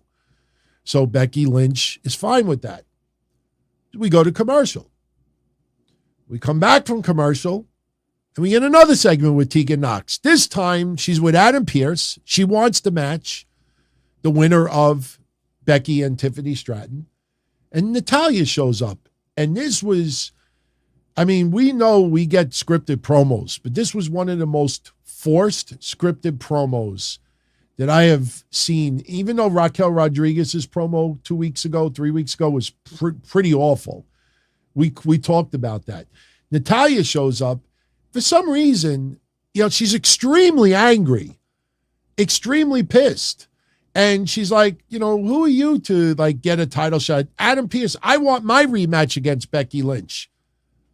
Why would she get a rematch? You didn't lose a title. You lost your championship. It didn't make sense. It was a forced anger between Tegan Nox and Natalya just so they could have a match tonight. So Natalya is, for some reason, it's that time of the month that she's angry as hell. And Tegan Nox says, you know, she don't want any problem with Natalya. Natalya feels like she deserves the opportunity. So they're arguing, and Adam Pearce says, why don't you take it to the ring? Whoever wins tonight will get that shot. And Natalya, with one of the most like choreographed lines, Tegan, I hope she's hungry tonight and forgets her manners. If I did that in promo class, get the fuck out of here. Get out of here. I hope she's hungry tonight and she forgets her manners. It was goofy. Anyway, Tegan Nox beats her. Decent little match. Only 2.5 minutes. Becky Lynch taking in the match. Little commentary. But this did help Tegan Nox. Nice little reaction. Nice rub from Becky Lynch. A lot of people felt bad for her over the weekend. You know, the rumors that she was released. So she actually has a little bit of momentum going into next week because she will take on Becky Lynch next week. There's no way Becky Lynch is losing the NXT Women's Championship this soon. But they had to give a reason to get to Becky Lynch versus Tegan Nox, and they felt this was the best way to do it. All right. Continuing on, Seth Rollins, Shinsuke Nakamura. Seth Rollins comes out wearing what looked like a red garbage bag with the, even though I got to be honest with you, that actually does look like a pretty cool looking look, even though it's, you know, it's very, very flamboyant. Seth Rollins, did it feel like he was a little extra flamboyant on the microphone tonight? And he's telling him, if you're sick of seeing Shinsuke Nakamura ducking him, sing my song. And they all start singing.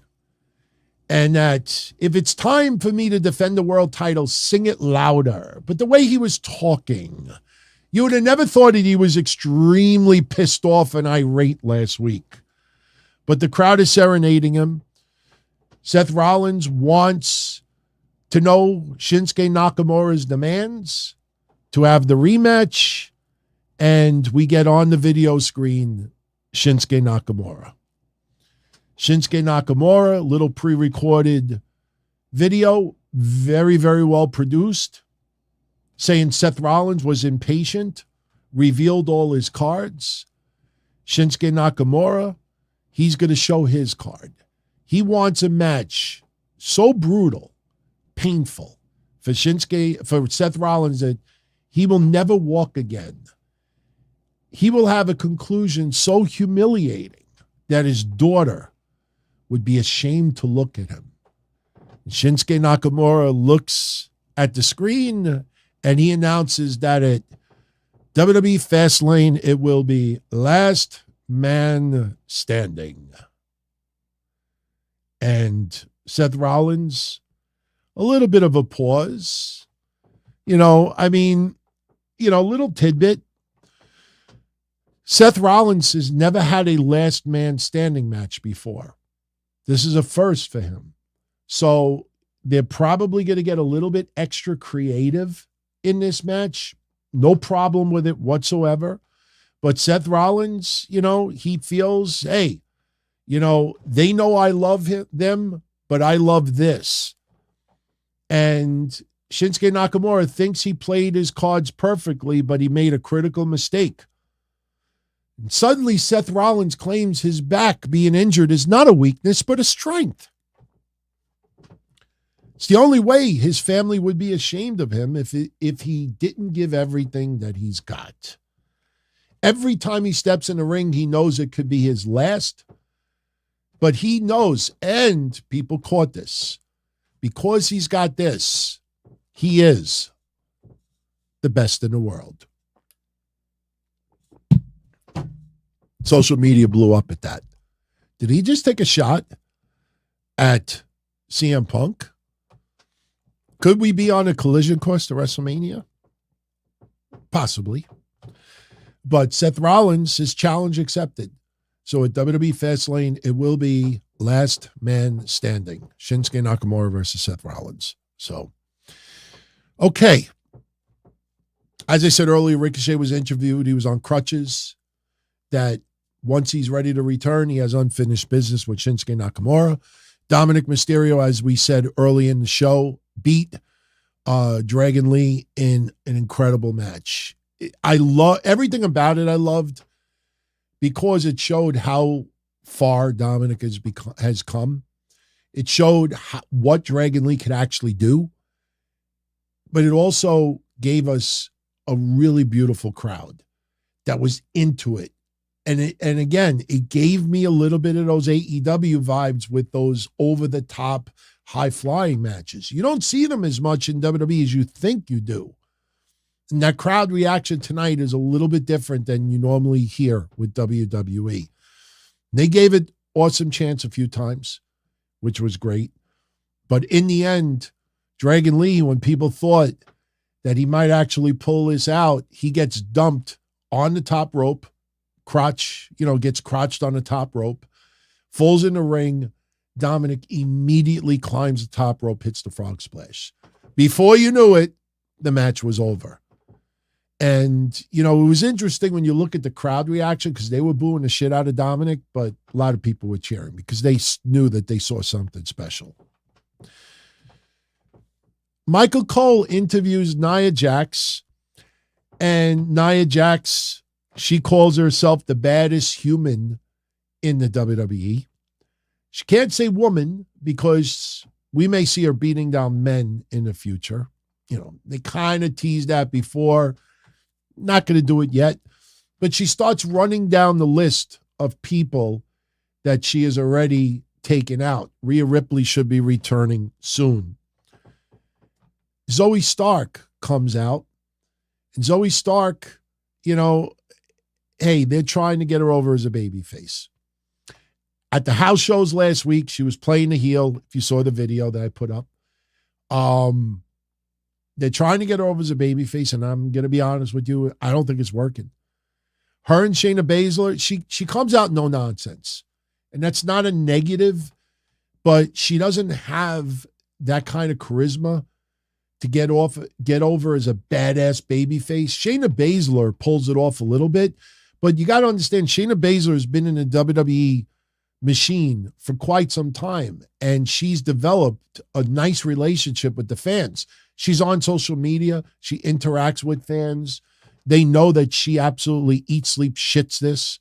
Zoe Stark is still new on the main roster. So she could get in anybody's face, and the crowd will be like, oh, yeah, okay. So she's not afraid of Nia Jax. So tonight we get the in-ring return of Nia Jax. She defeats Zoe Stark in a decent match. And by the way, the Banzai drop, much, much better this week.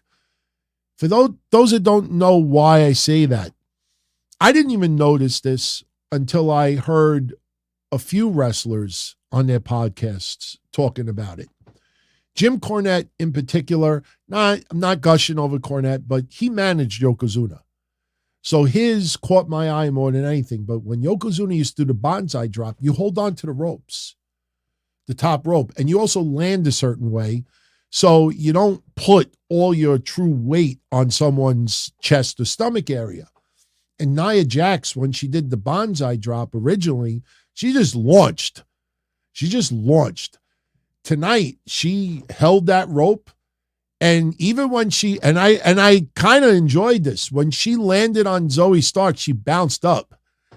Almost like one of those, anybody remember the hoppity horses when we were kids? That yellow horse, the hoppity horse or hippity horse, whatever it was called. She bounced up, and I actually thought it was good. She had a good match today. Listen, there's some people out there, they got this hatred for her that you're not going to change their minds. I respect that. Gordon says hippity hop. That's what it was. So, but Nia Jax, I thought had a decent match with Zoe Stark as long as it lasted, but it was okay. Drew McIntyre, outside of Miz TV, rinse and repeat this week. We got Miz TV with Drew McIntyre. Miz is trying to chum up, buddy it up with Drew McIntyre. And Drew, I mean, honestly, guys, sounded like what Bronson Reed told Miz a long time ago and others. Miz, you're nothing like me. Everybody does that to Miz. So Miz, realizes he's not going to be on the best of terms with Drew McIntyre tonight. Miz is running down what happened last week with Jey Uso and Drew McIntyre in the match. And right when the Miz gets to the point where when the Judgment Day was beating down Jey Uso, Drew McIntyre interrupts him and says, "Karma is a bitch." And Miz was like, whoa, he got a kick out of it. And the crowd, I think, was kind of like taken back because, obviously you could see it was like choreographed. I mean, a little too perfect. And Miz gets to that point, "Karma is a bitch." And he says nothing else. So Miz calls Drew McIntyre the Batman of the WWE, which means Cody Rhodes is the Superman of WWE. And Drew, by the way, how do you feel that Cody Rhodes showed you up last week? Because remember, Cody made the save for Jey Uso. So before Drew McIntyre could say anything, here comes the New Day. New Day comes out. They're reading a little bit of the riot act to Drew McIntyre. Xavier Woods claims that Drew McIntyre's balls have shrinked. And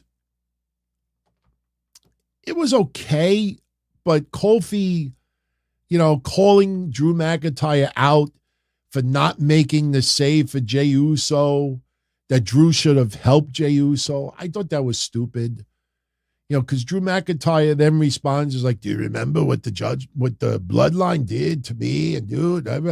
So, why would Drew McIntyre want to save Jey Uso? And Kofi Kingston, saying, "Oh, everything about you is good and, you're not that person, this and that." And while this is all going on, Miz is trying to get some words in. And Miz, right after Kofi says something, Miz tries to talk and say something, like make a point. Drew McIntyre says, "Shut up, Miz." Kofi Kingston says something else.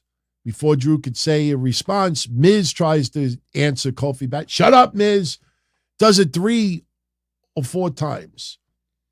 Actually did it 3 times. And then the 4th time, Kofi said something about the Miz. And the Miz does his usual, when my hand goes up, your mouth goes, and before he can finish, Drew McIntyre headbutts him. So now everybody feels, Drew McIntyre's still a babyface. No, not so quick. Drew McIntyre challenges Kofi. Get in the ring. We go to commercial. We come back. We have the impromptu match. Kofi Kingston against Drew McIntyre. Pretty much exact like last week. Just different characters, same story. We get an excellent match. Kofi and Drew, great match. Crowd was split. Towards the end of the match, here comes Ivar. Ivar shows up, starts beating the shit out of Xavier Woods at ringside, and Kofi takes notice. He's looking at Xavier Woods getting beat down. He takes his eye off of Drew McIntyre, just like when last week Jey Uso started getting at it with the Judgment Day, took his eye off the ball. And Drew McIntyre claymored Jey last week at the pin, or the week before. Actually last week. So now Kofi takes the eye off of Drew McIntyre and he's focused on Xavier Woods getting beat down by Ivar, and Valhalla's at ringside as well. And he turns around, he eats a claymore. 1, 2, 3. After the match is over, Drew McIntyre gets out of the ring quick as fuck like last week. Kofi is still in the ring. So Ivar hits the ring and starts beating the balls out of Kofi. And everybody is thinking, Drew, make the save. You got to save Kofi from Ivar. And Drew McIntyre, he's got that karma is a bitch look on his face. He walks off. Ivar hits with the moonsault and squashes Kofi like a grape. So Miz opened up the segment saying, coward? Is he a coward? Drew McIntyre? Yeah, that's where they're going with it. Drew McIntyre is letting people get a little bit of karma. Later on, Ivar, little explanation in the back. Hey, eye for an eye. The New Day, took out Eric, eye for an eye.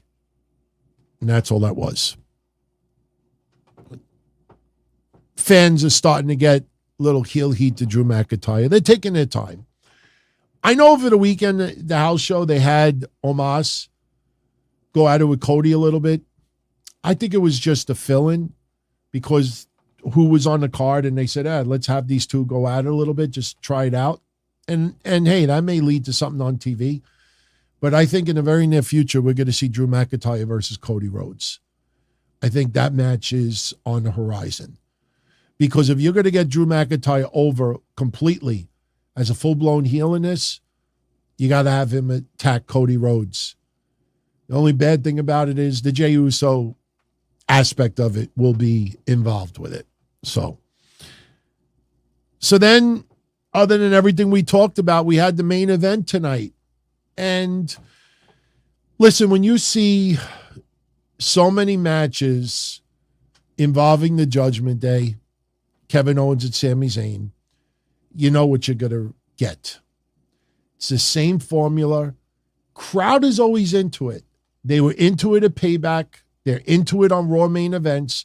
At home, it's rinse and repeat. It gets a little bit, maddening at times, seeing the same shit over and over and over again. But when you're live in the building, it's a different dynamic.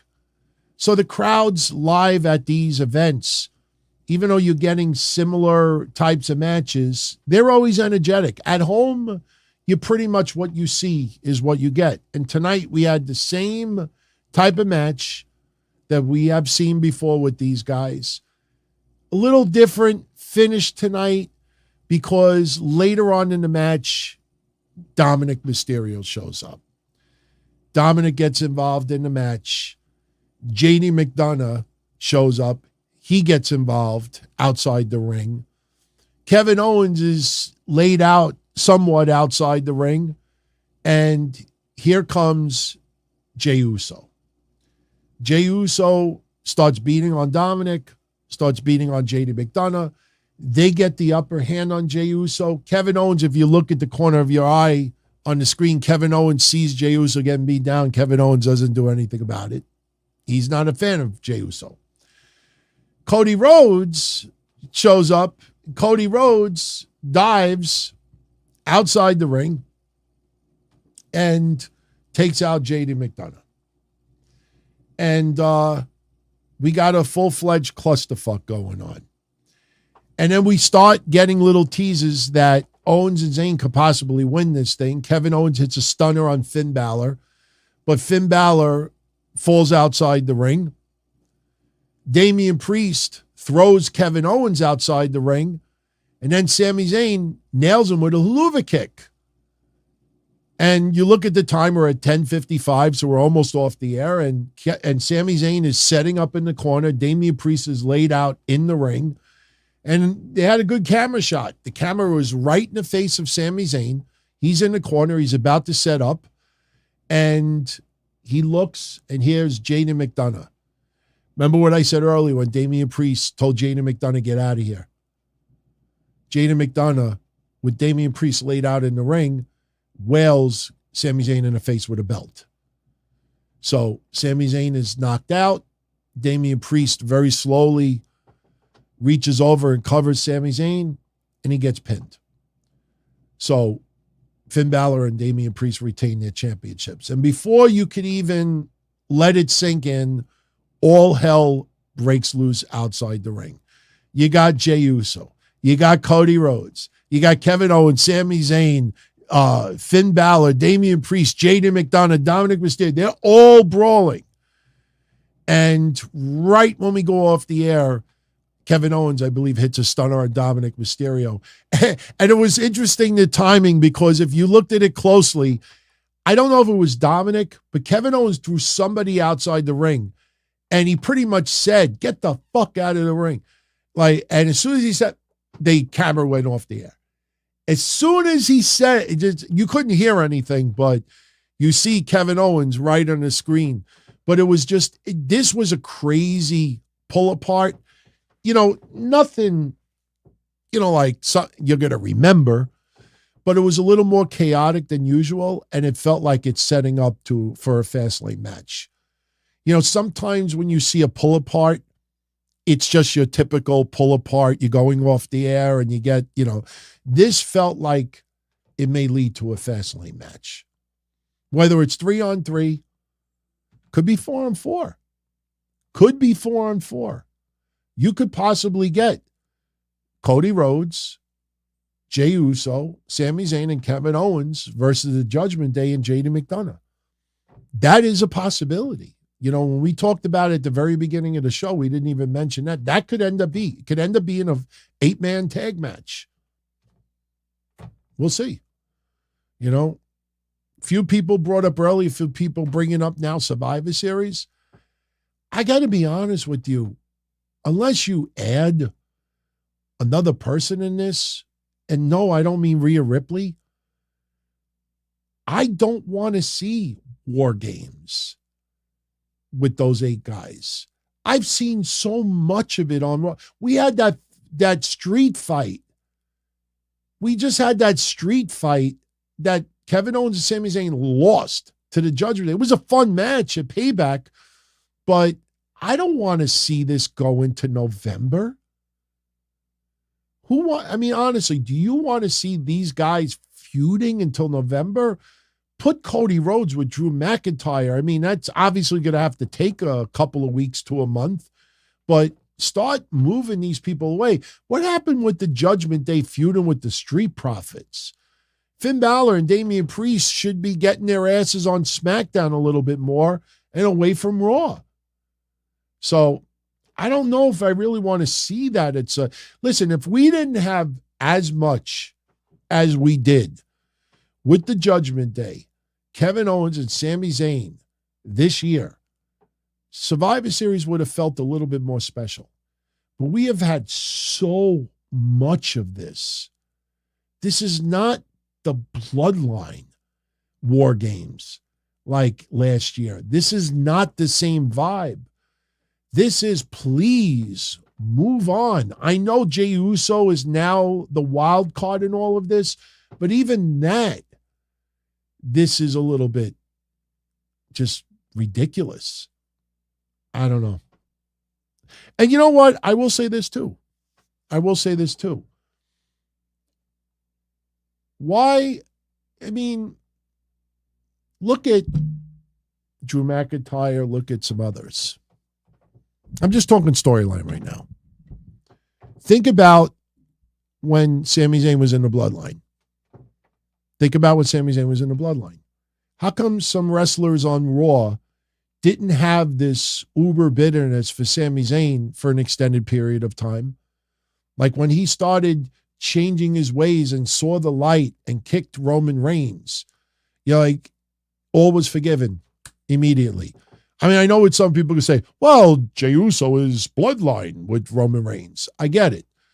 But Sami Zayn also fucked a lot of people over, and for some reason, they didn't hold any vendettas against them. Go back a year ago. Think about all the people that he fucked over, and because he hit Roman Reigns, all was forgiven. So this is it's a forced storyline, and people kind of let it go because it's Jey Uso and we like him, and he's main eventer now, and as long as he's on TV, it's cool and everything. But this storyline that he's this toxic, I don't know, man. I'm not liking it. I'm not liking it. Okay. Before we get into ratings, very, very quickly, tomorrow's preview for NXT. We got Trick Williams versus Joe Gacy. We have the contract signing between Carmelo Hayes and Ilya Dragunov. By the way, I'm going to do predictions for NXT on Wednesday's show. And as of right now, I am hoping that Ilya dethrones Carmelo Hayes of that championship. Tomorrow, Gigi Dolan will take on Blair Davenport. We will have the finals in the Global Heritage Invitational Tournament. Butch, a.k.a. Pete Dunne, versus Joe Coffey. We're going to have a strap match tomorrow. I kind of feel bad. Yeah, I kept calling him Javier Bernal, even though it's not. But we got a strap match tomorrow. Becky Lynch will be appearing, setting up her Extreme Rules match with Tiffany Stratton. Thea Hale is going to unveil her brand new look, and she's going to be taking on Danny Palmer. Hank and Tank will be taking on Lucien Price and Bronco Nima, and Baron Corbin will be taking on Josh Briggs. So I just figured I'd give you a little preview. Now, as far as AEW this week, very, very interesting. I've noticed this outside of last week. The last month or so, they have been getting a little bit lazy with their banner previews. They usually have everything lined up, and we usually put on the screen and it gives you pretty much a good preview for Dynamite. This time around, they have just thrown out little drips and drabs. MJF and Adam Cole will appear. Julie Hart is taking on Willow Nightingale. Swerve Strickland and Hangman Page will have their contract signing because they are having a pay-per-view this weekend. Orange Cassidy versus Penta versus Austin Gunn versus Matt Jackson. And Christian Cage and Darby Allin will have a sit-down interview with Jim Ross because they're having a match this weekend as well. I will do predictions for Wrestle Dream this Wednesday too. Adam Cole's not wrestling Wednesday. They're going to be talking. His ankle is a little sore. I don't think it's severely injured, but they're just talking.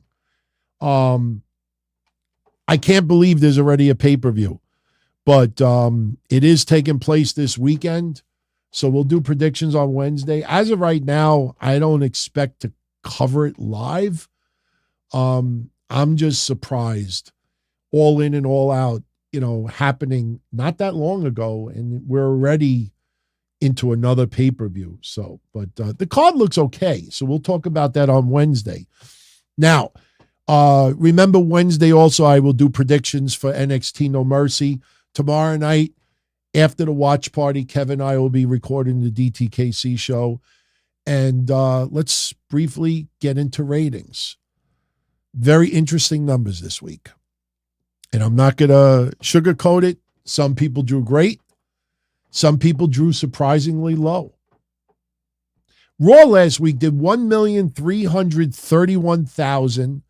That might be the lowest in history. That is down from the week prior's 1,353,000.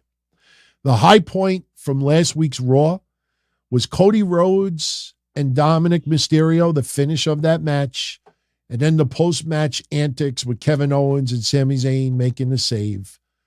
That did 1,456,000. The low point of last week was Giovanni Vinci versus Tommaso Ciampa.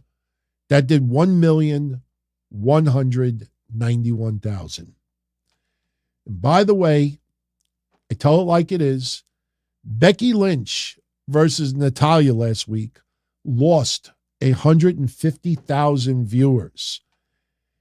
It never recovered because Ciampa and Vinci, which followed, which led into the Drew McIntyre, Jey Uso match and Jey Uso making his decision with Judgment Day, only 80,000 fans returned. So once you lost that 150,000 viewers with Becky versus Natalya, half of them never came back. So I just wanted to point that out. NXT last week did 824,000 viewers. That is slightly down from the week prior's 850. And by the way, Dominik Mysterio outdrew Becky Lynch last week. Becky Lynch drew about 826,000, 830,000. She teamed up with Lyra Valkyria versus Kiana James and Tiffany Stratton. But Dominik Mysterio versus Carmelo Hayes, that drew 913,000 viewers. That was the high point of last week's NXT. The low point of last week's NXT was Joe Coffey versus Duke Hudson versus Nathan Frazier. That drew 750,000 viewers.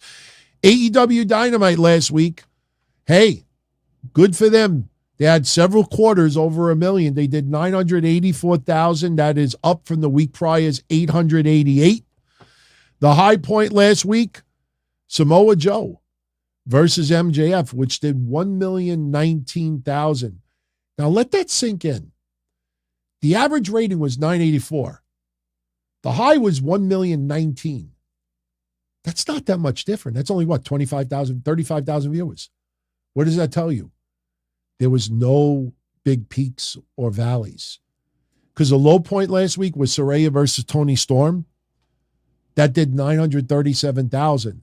So for the whole 2 hours, they pretty much maintained. That is great because a lot of dynamites and a lot of collisions, when you get to the end, they kept it. They did a good placement of matches last week.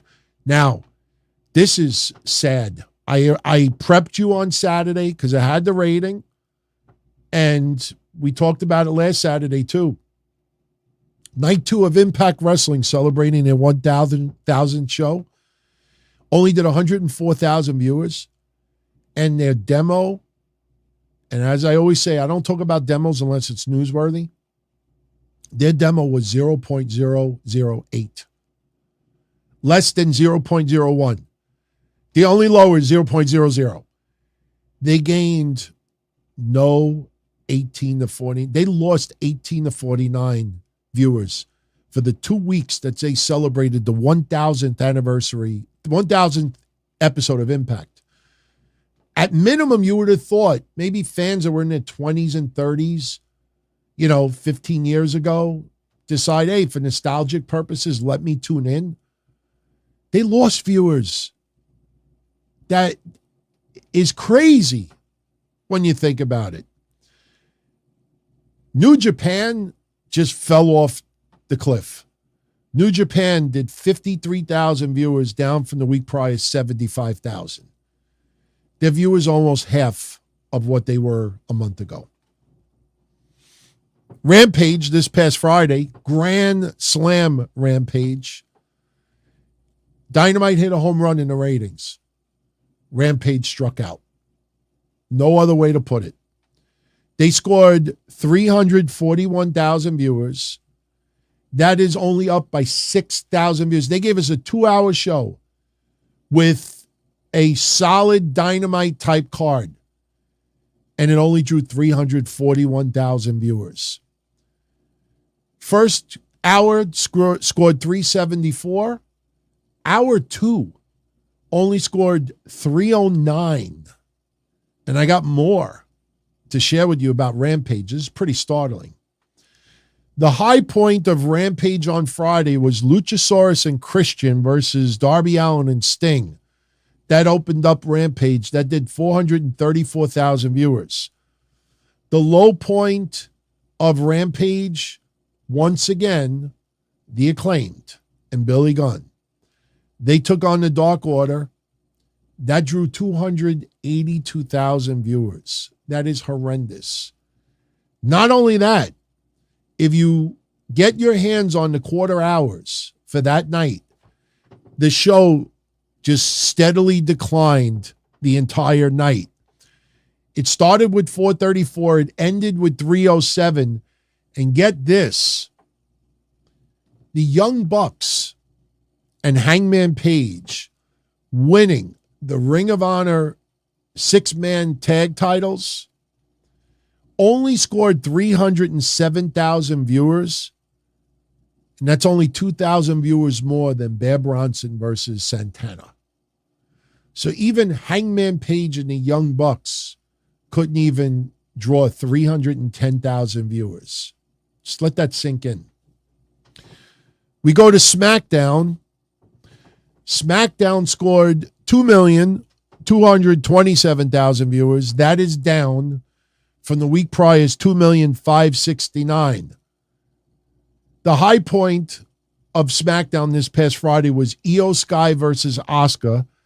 and the backstage segment with Paul Heyman, Jimmy Uso, and Adam Pearce. That did 2,371,000 viewers.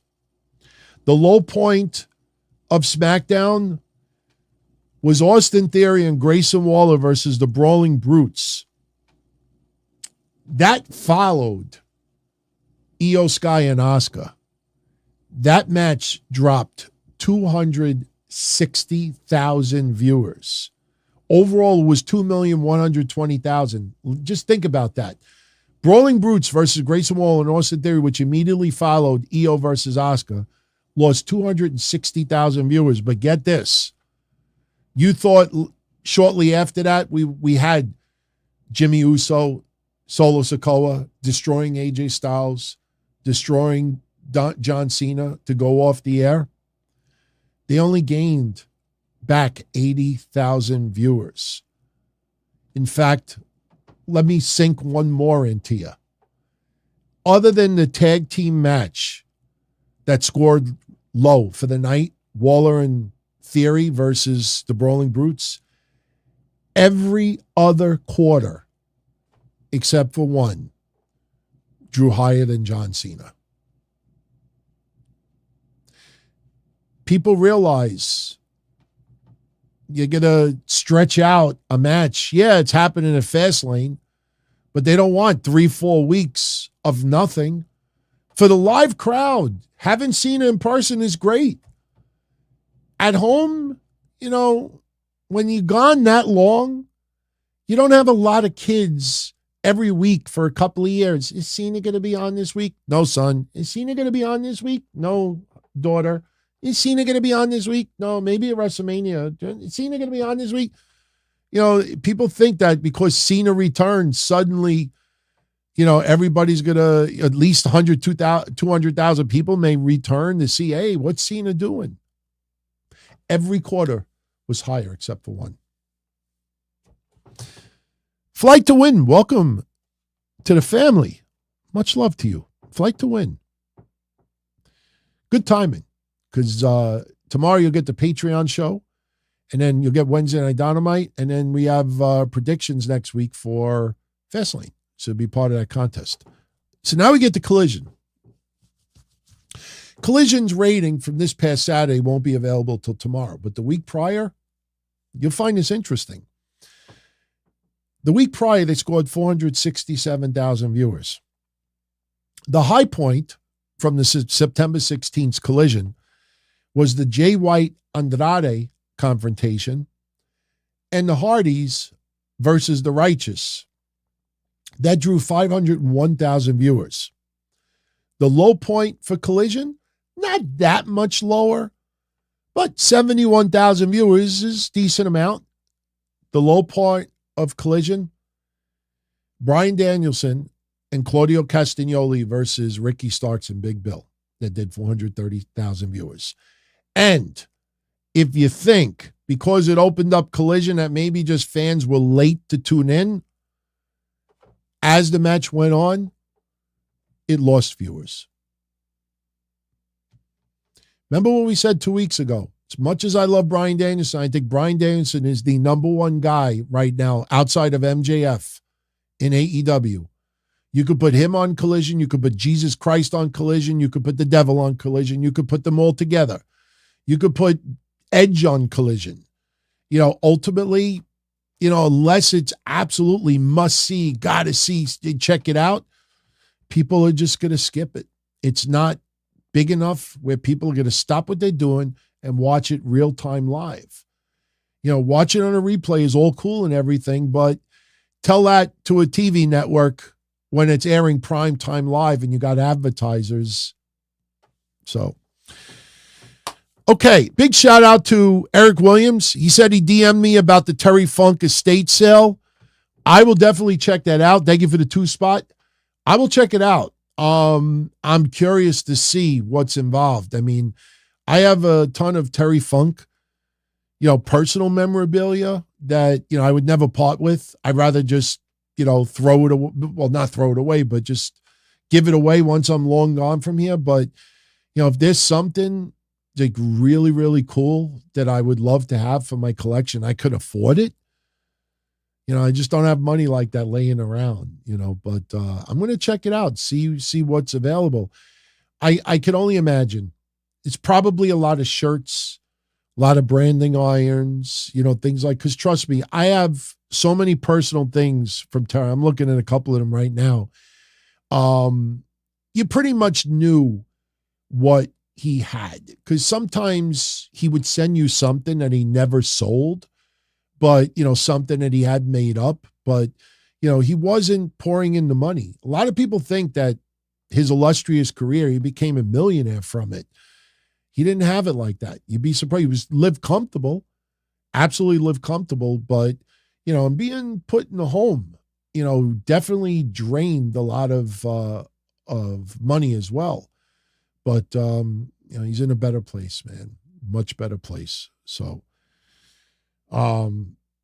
there's so much Terry Funk memorabilia online that you could buy. But if I could get something, personal, yeah, it'd be pretty cool. But I'm going to check that out. I appreciate you letting me know about that. So, all right. With that said, wow, we went over 2 hours. Jesus. It's 1:15 in the morning.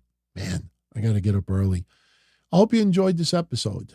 I'm back 2 weeks from my vacation, and I feel like we're only now starting to get back into the swing of things. So, definitely check out Saturday's episode if you didn't hear the discussion on the releases.